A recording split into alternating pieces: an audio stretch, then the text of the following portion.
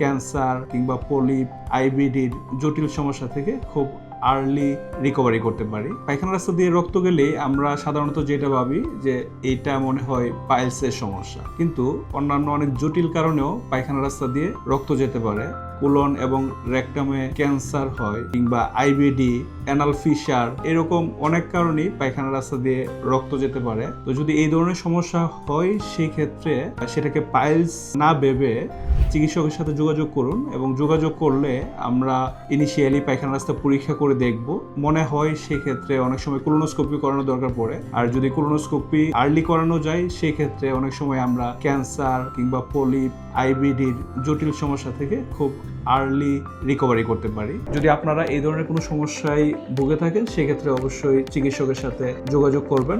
আর যদি আমার সাথে যোগাযোগ করতে চান সেই ক্ষেত্রে আমি প্রতি শুক্রবার ডক্টর ইসরাত জাহান স্পেশালাইজড হসপিটালে সকাল 10টা থেকে বিকাল 5টা পর্যন্ত চেম্বার করতেছি।